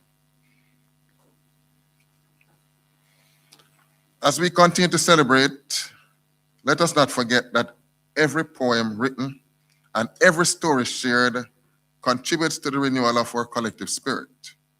Poetry flows through the human spirit like a river, sometimes gentle and healing, sometimes fierce and unrelenting. It cleanses grief, nourishes hope, and carries the stories of a people determined to endure. Throughout history, poetry has been a language of resilience. It has given voice to the oppressed, challenged injustice, and sustained the courage of communities fighting for dignity and freedom. Here in Jamaica, poetry has always been part of our national pulse, capturing our rhythms, our struggles, and our triumphs. And so, with renewal and restoration in the periphery, we journey towards a replenished creative landscape with melodies of hope and resilience. Thank you very much.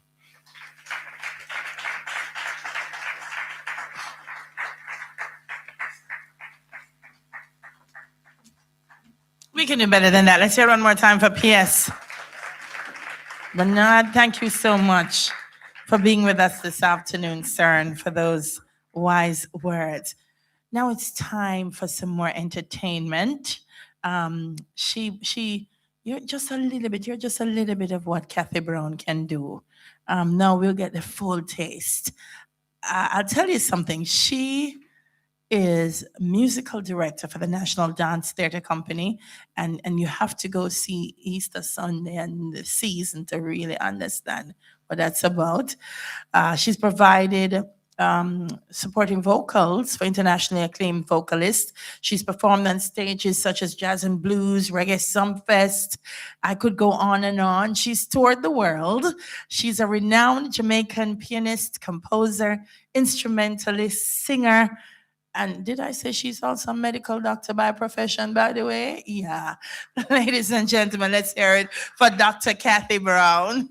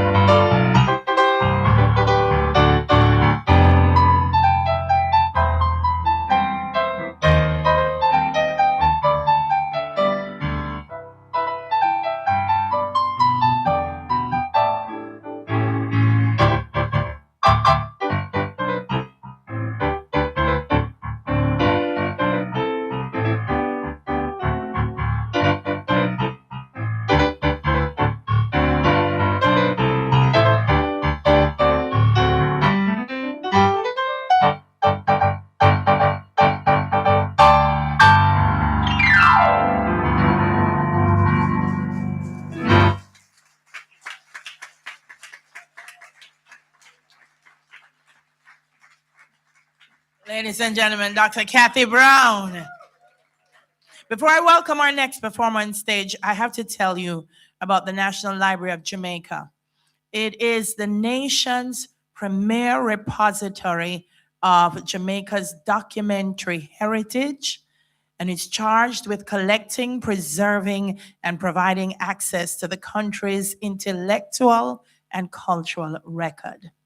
As a key cultural institution, the library plays a vital role in supporting research, education, and public engagement through its extensive collections, programs, and exhibitions. If you haven't been through the collections, I'm telling you, you need to go down there, visit the NLJ. Through initiatives such as this, the Poet Laureate Program, the NLJ continues to promote Jamaica's rich literary traditions while fostering creativity and lifelong learning. So you please have to visit their website, www.nlj.gov.jm, on Instagram and X. Yes, they're active on social media. They are NATLIBJA, NATLIB, JA, on Facebook, National Library of Jamaica, and the NLJ's Poetry Archive is a treasure trove.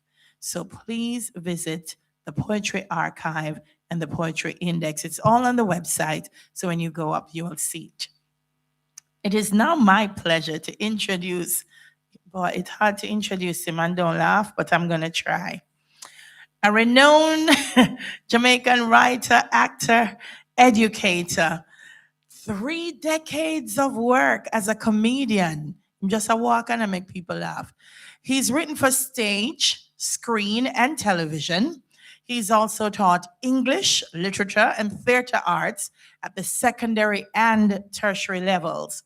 His first published work was the chapbook Gateman, Calabash International Literary Festival Trust, 2005. I tell you about Calabash.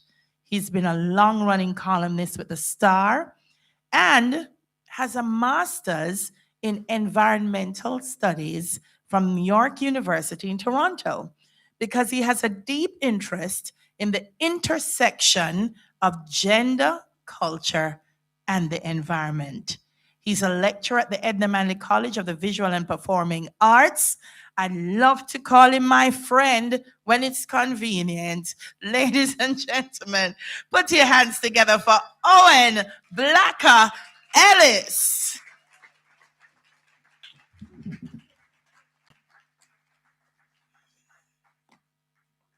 It's more than 3 decades down a day like 4. But we're going to feel like me young. Interestingly, I see people's names on the program say poetry reading.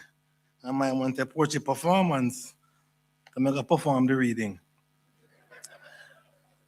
The first poem, if I spell, will you pronounce? S-M-A-L-L. Don't call me that. That shackling, strangling, squeezed up frame is a suffocating, shaming, suppressive name. Don't try belittle me with words. You don't have anything small. Don't label big man with your small talk. You may feel small farming on small island is small business for small man with small property. But small is a big part of all our way. Small up is embodied skill, embedded memory, carried from womb to slave ship to route taxi to robot, minibus, tenement, nightclub, public facility. It's years we are small up and suffer while some are big up themselves and prosper. And no, it's not a small matter. So when you call me up, nobody small me up. If I tick, will you talk? Tick, tick, tick, tick. Little boy next door. Tick, tick. Bad fruit we ignore. Tick, tick, tick, tick, tick. Ding. Small cut, burn long. Tick, ding, young blood, wrong, strong. Tick, tick, tick, tick. A stick and a rock, and life is a gong. Rhythm of pain playing all day long. Mix broken heart with violent hand. Try to understand how to counsel man, how to analyze that fire in him eyes, how to get through when whatever you do when look like a diss. And the only discussion without a weapon is a fist. Tick, tick, little girl next door. Tick, tick, get some, want more. Tick, tick, tick, tick. Bling bling, wedding ring, but everything wrong. Fire stick light quick, but can't burn long. His hardcore rhythm, her frustration song. She only hears him when he shouts and believes him when him vex. Her mantra is money, his weapon is sex. Tick, ding. Ashes pan tongue, another one born. Tick, ding. Wrapped in wrath and sucking scorn. Tick, tick. Parental instruction, adult attention, it's a cycle spiraling acid aggression. Flames of conflict quenched with anger. Emotion is a pot with boiling water. Pain and pleasure is needle and thread. Shame virus, history bread, and ghetto spread. Vulgarity is mother's milk, daily fed. Now the poison boiling, hearts turn lead. Smiles get dark and eyes get red. Tick, ding, tick, sing. Rhythm rough but lyrics long. Not much you can do for them, doc. Tell the selector, go and run some track. But do it quick. Heal a gap and fill the crack. Gone too far now for him turn around or turn back. Man need to feed the flames in him head. So pass the mic or load a gun. One way or the other, people dead.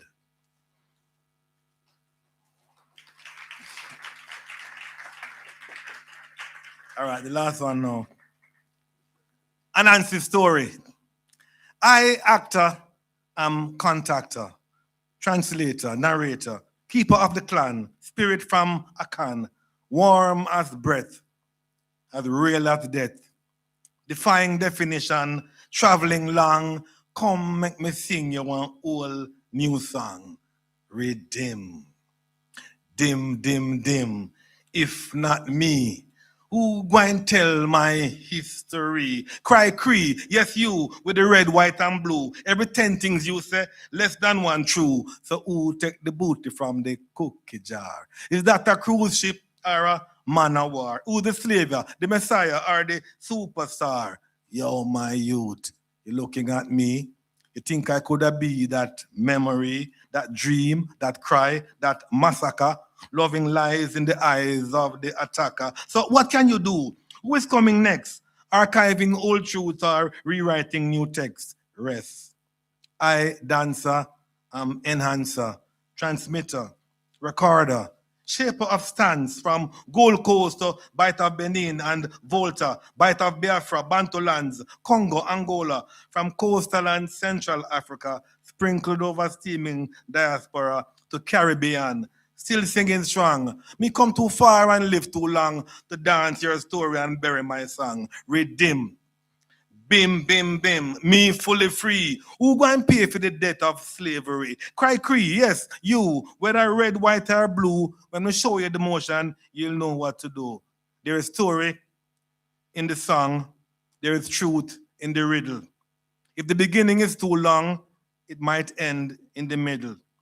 So riddle me this and riddle me that and guess me this riddle and perhaps not. Something bad happen on a good spot. Bible then whip then rapid gunshot. Freedom stew a cook in a pot. Some wait till it cool and some want it hot. Reparation, restitution. Our story can done. More fire going breed and more anger going burn. And Jack Mandora may not choose none. Bless you.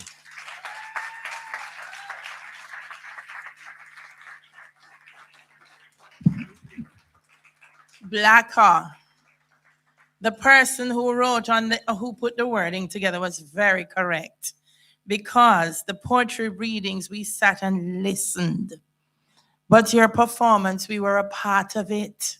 We were ticking talking. Yeah, not true. And ding donging.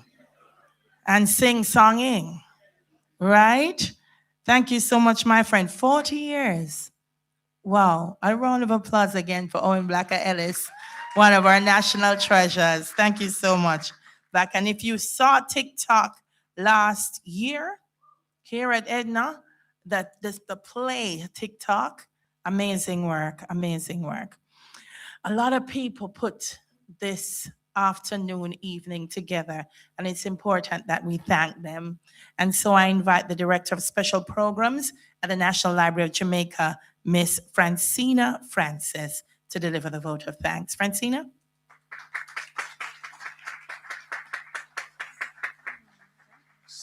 Good evening, everyone. As we come to the close of this evening's celebration, it is my honor to offer thanks on behalf of the National Library of Jamaica. This evening, we celebrated the timeless art form of poetry on this World Poetry Day. Indeed, the excellence of Jamaican poetry has filled this space so richly this evening, showing us that poetry remains vibrant, powerful, and valid. We extend gratitude first to the team at the Edna Manley College of the Visual and Performing Arts for so graciously hosting us this evening and providing a wonderful venue for this year's World Poetry Day celebrations. A round of applause for them, please.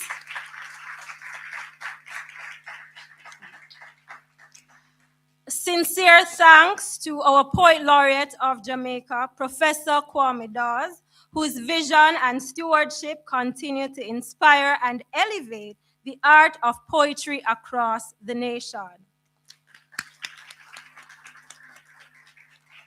To our parent ministry, the Ministry of Culture, Gender, Entertainment, and Sport, we express our sincere gratitude for the steadfast commitment to the programs of the National Library of Jamaica, including the Poet Laureate program.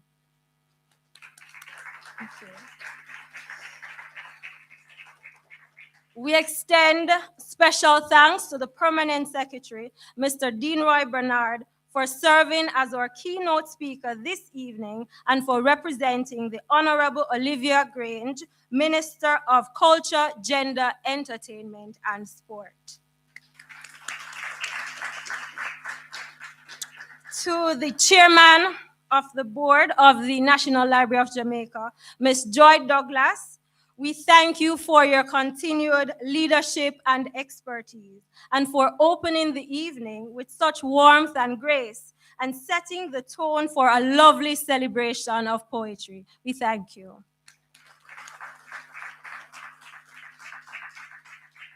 We extend thanks to the Jamaica National Commission for UNESCO, led by Secretary General Everton Hanam, for their ongoing partnership in advancing the literary and cultural developments in Jamaica.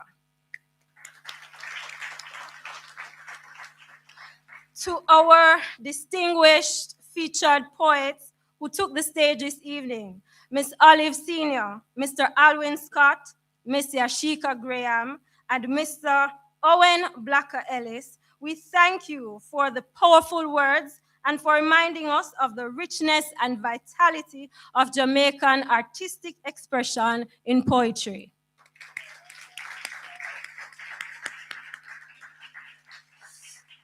I am winding down. We also take this moment to recognize and congratulate all our awardees and shortlisted poets of the 2026 Poet Laureate Prizes for Poetry, whose work stands as a testament to the strength and promise of contemporary Jamaican poetry. A round of applause for them.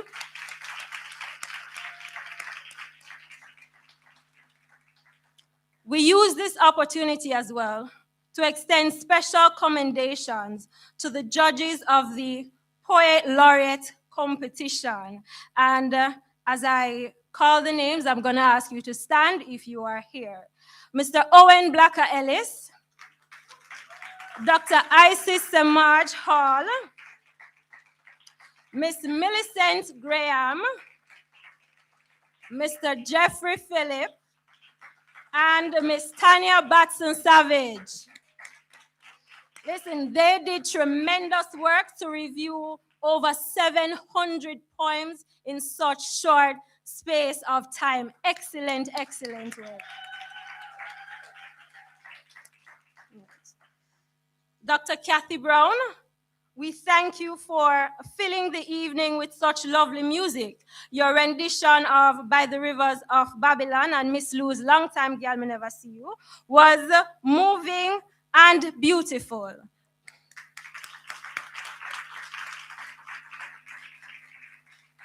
I must make mention as well of Miss Maya Wilkinson and her team. They are responsible for the creative and artistic direction of this venue today, and they have put in tremendous work. So I ask you to give them a round of applause.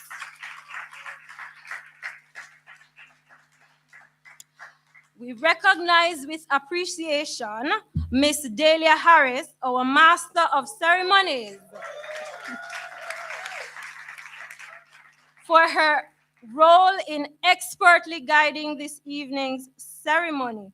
Her warmth, vibrance, and energy is truly one of a kind. You are a master act.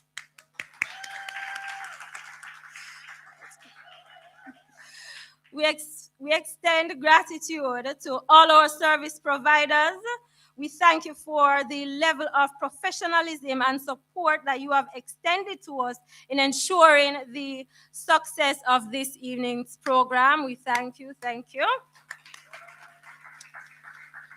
Special thanks to the hard-working staff of the National Library of Jamaica, led by our National Librarian, Miss Beverly Lashley. Your support and contribution has made this evening's event and celebration possible. And I know I said I was winding down, and I promise you that I am. To our specially invited guests, literary representatives, friends of the National Library of Jamaica, members of the media, we thank you for attending and celebrating World Poetry Day with us. As we reflect on this evening's theme of replenishment, may we be reminded that poetry is not only an art form, but a safe space, a space we return to for meaning, for healing, renewal, and encouragement. Thank you, and please enjoy the rest of your evening. Let's hear it one more time for the hardworking Francina. Thank you, Francina, for all you've done to put this evening together. All that's left for me to do is to just give you the final instructions, which will include all our winners. Please joining us on stage for a final photograph. So I need all the winners on stage for a photograph, and also to tell you that we have a great refreshment station through this door. So you head out, please don't run off and leave us. Just, let's fellowship together. It's important. And talk a little, meet the poets, especially the young ones, and find out, just a little bit about what is inspiring them. Ladies and gentlemen, thank you so much again for making it this evening. I'm Delia Harris. God bless you. So all first place winners first on stage with P.S. Bernard, Chairman Douglas, and Miss Lashley. So all first place winners on stage, please. Mr. Hannam.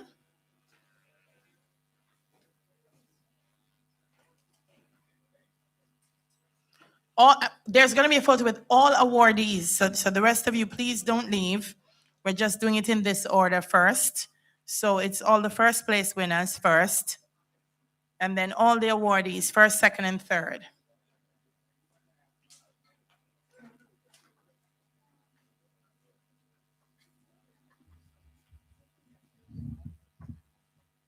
Let me make some way.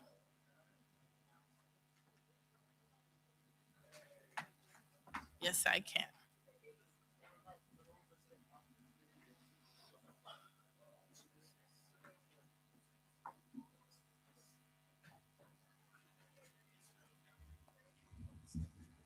Miss Lashley's on her way.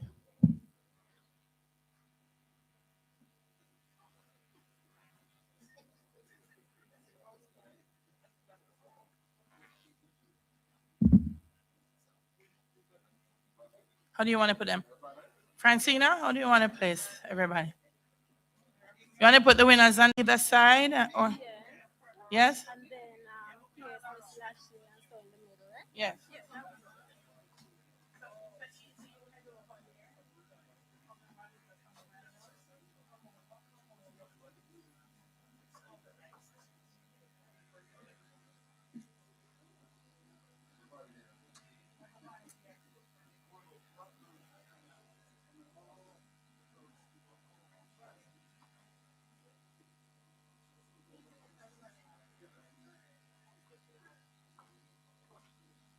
They'll figure it out.